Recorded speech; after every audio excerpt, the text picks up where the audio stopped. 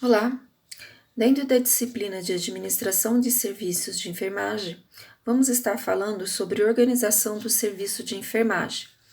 Teremos que considerar fatores bastante importantes que devem ser inclusive observados, como cultura, política, diretrizes, objetivo, recursos de pessoas, entre outras. Por exemplo, quando nós vamos trabalhar numa instituição que é dirigida por freiras, nós temos um sistema religioso em que há normas e condutas conforme padronizadas para a área da saúde, mas conforme é dirigido por freiras, vai atuar mais o sistema religioso. Quando nós trabalhamos numa instituição ligada à área militar, por exemplo, um hospital militar, vai ter as normas, vai ter as diretrizes do sistema de enfermagem, mas vai ter as normas mais relacionadas com a área militar. Quando nós trabalhamos em regiões, por exemplo, no próprio Brasil, que tem muito grande, e tem regiões bem diferentes, nós vamos também prestar a nossa assistência de enfermagem, mas lembrando que estamos em regiões diferentes e culturas diferentes. Não dá para trabalhar da mesma forma no Nordeste e no Sul do Brasil. São regiões diferentes, culturas diferentes, alimentação diferente e climas também diferentes. Dentro das organizações do sistema de enfermagem, nós temos que lembrar que existe algumas diretrizes que, embora a gente nem saiba como conceituá-las, mas elas existem e fazem parte do nosso trabalho. Que seriam elas? Regulamento e regime interno. Tem por finalidade definir a maneira como deve funcionar a organização, descrever todas as atividades e quem irá executá-las. O regimento e regime devem ser normativos elaborados por profissionais dentro da instituição. No caso da enfermagem, por enfermeiros. Quem, inclusive, gerencia o trabalho da enfermagem dentro de uma instituição é o próprio enfermeiro.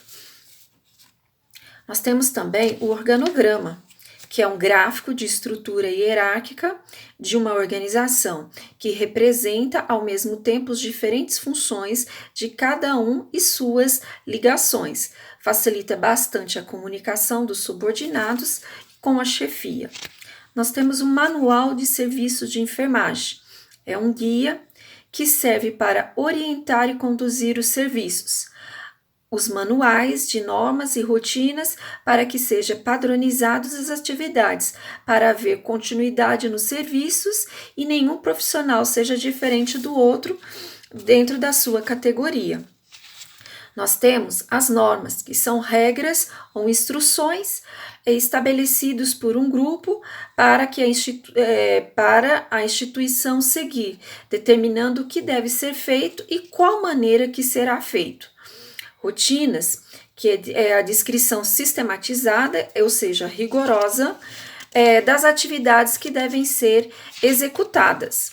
Exemplo, todo paciente de alta, após sua saída, todo o material da sua cama deve ser enviado para a lavanderia. Comunicação da enfermagem, como que deve acontecer?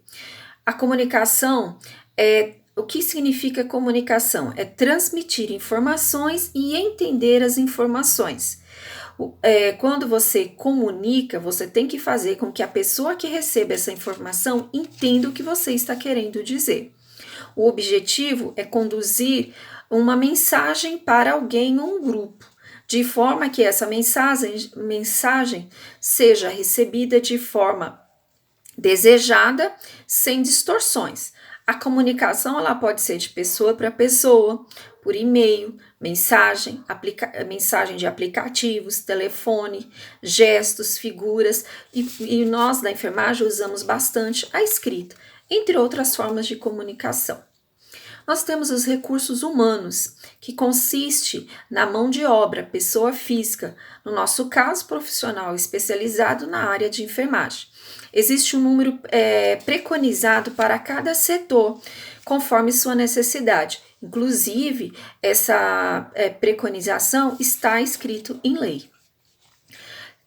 Carga média de trabalho. é feita uma soma de quantidade média diária, a necessidade da equipe de enfermagem, o tipo de atendimento, o tempo médio que esse cliente vai precisar para atendimento. Então, vai depender do paciente e que tipo de atendimento. Exemplo, na UTI, como os pacientes são mais graves e necessitam de cuidados mais especiais, lá é um funcionário para um paciente. Grau de dependência é o tempo médio que será para atender o paciente. Claro que cada paciente é único. Então, nós teremos uma assistência mínima, que é aquele paciente que ele praticamente faz tudo por ele. Só a parte técnica que não. Aí é a própria enfermagem que vai fazer. Mas ele consegue comer sozinho, ele consegue tomar banho, ele consegue deambular sem precisar de auxílio. Assistência intermediária. Aí vai depender da patologia. Pode às vezes demorar, pode ser rápido, depende do paciente, da patologia que esse paciente apresenta. Nós temos a assistência semi-intensiva, que são cuidados constantes, e a assistência intensiva, que aí o paciente é totalmente dependente. Nós temos também as horas de enfermagem. É a média de cada 24 horas da assistência de enfermagem prestada ao paciente conforme necessidade. Lembrando que o cálculo é feito por leito. Quanto mais grave, mais horas prestadas. Nível de atenção. Considerada a situação do paciente de acordo com o grau de complexidade. Deve-se colocar recursos humanos, físicos e materiais. Entra também a estrutura física, os profissionais especializados, os aparelhos, instrumentos. E é um conjunto de fatores para executar o atendimento e chegar ao objetivo desejado, ok? Espero vocês na próxima aula.